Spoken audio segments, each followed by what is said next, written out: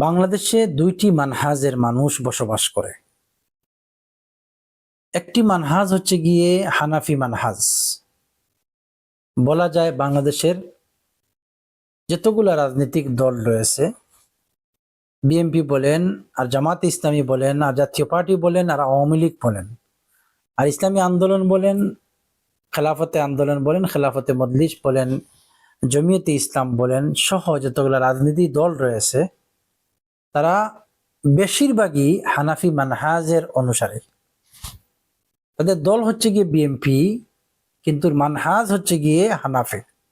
আমার কথাগুলা ভালো করে বোঝার চেষ্টা করবেন। দল হচ্ছে গিয়ে জামাতে ইসলামী, কিন্তু মানহাজ হচ্ছে গিয়ে হানাফি। দল হচ্ছে গিয়ে আওয়ামী লীগ, কিন্তু মানহাজ হচ্ছে গিয়ে হানাফি। দল হচ্ছে গিয়ে জাতীয় পার্টি, মানহাজ হচ্ছে হানাফি। হানাফি মানহাজের অনেক মানুষ বিভিন্ন রাজনৈতিক দলের সাথে জড়িত রয়েছে। কেউ সমর্থক, কেউ দলের সাথে সরাসরি জড়িত, কেউ এমপি হচ্ছে, কেউ মন্ত্রী হচ্ছে, কেউ প্রধানমন্ত্রী হচ্ছে, কিন্তু ইসলামের দৃষ্টিকোণ থেকে সে হানাফি মানহাজকে ফলো করে। ঠিক তেমনি ভাবে বাংলাদেশে আরেকটি মানহাজের মানুষ বসবাস করে, যদিও সংখ্যালঘু, আহলে হাদিস মানহাজ। বাংলাদেশে প্রায় 4.5 কোটি আহলে হাদিস মানহাজের মানুষ বসবাস করে। আহলে হাদিস মানহাজের মধ্যে অনেক আহলে হাদিসরা বিএনপির সাথে জড়িত রয়েছে, বিএনপি সমর্থক। যেভাবে হানাফিদের মধ্য থেকে অনেক হানাফি রয়েছে তারা বিএনপি সমর্থক, ঠিক তেমনি ভাবে আহলে হাদিসের মধ্য থেকেও অনেক আহলে হাদিসরা বিএনপি সমর্থক। যেমন উত্তরবঙ্গের যদি আমরা দৃষ্টান্ত দেই, উত্তরবঙ্গের বেশিরভাগ মানুষ হচ্ছে গিয়ে আহলে হাদিস। যেমন জিয়াউর রহমানের বাবা, প্রেসিডেন্ট জিয়াউর রহমানের বাবা রাহিমাহুমুল্লাহ, আল্লাহ যেন ওনাদেরকে মাফ করে দেন, ওনার বাবা হচ্ছেন গিয়ে আহলে হাদিস, ওনার দাদা হচ্ছেন গিয়ে আহলে হাদিস। ওনাদের এই গ্রাম সহ আশপাশে যতগুলো গ্রাম আছে সব হচ্ছে গিয়ে আহলে হাদিস এলাকা।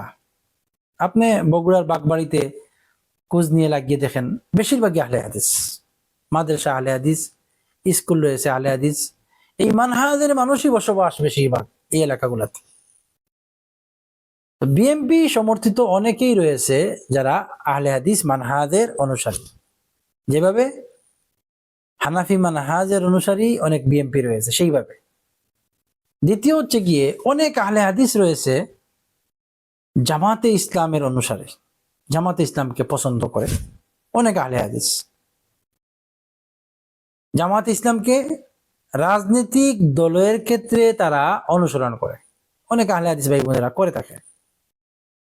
এভাবে করে করে অনেক আহলে হাদিসরা আওয়ামী লীগের সাথে জড়িত রয়েছে, অস্বীকার করার কিছু নাই। জন্মগত সে আহলে হাদিস, তার মানহাজ আহলে হাদিস। যেভাবে জন্মগত সে হানাফি, তার মানহাজ হানাফি, কিন্তু সে আওয়ামী লীগ করে।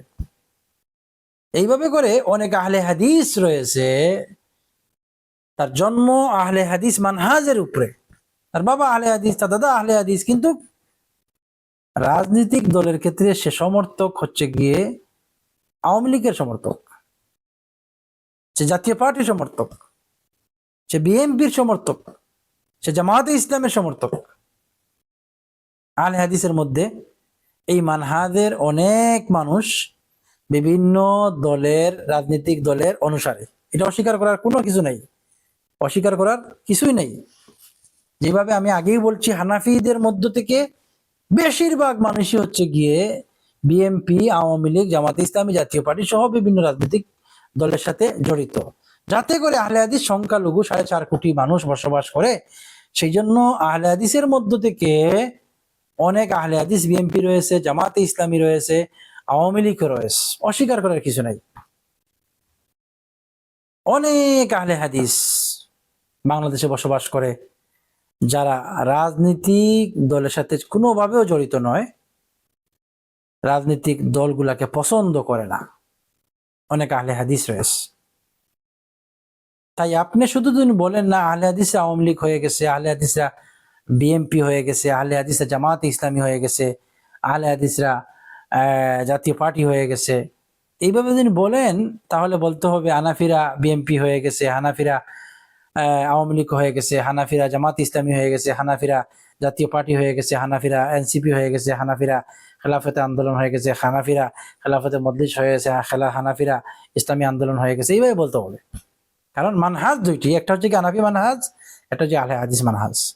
মূল জায়গা হচ্ছে কি দুইটা, বাংলাদেশের মূল জায়গা হচ্ছে কি দুইটা। এই দুইটার ভিতর থেকে কেউ বিভিন্ন বিএনপি সমর্থক, কেউ জামাত ইসলাম সমর্থক, কেউ জাতীয় পার্টি সমর্থক, কেউ বিভিন্ন রাজনীতির সাথে জড়িত রয়েছে।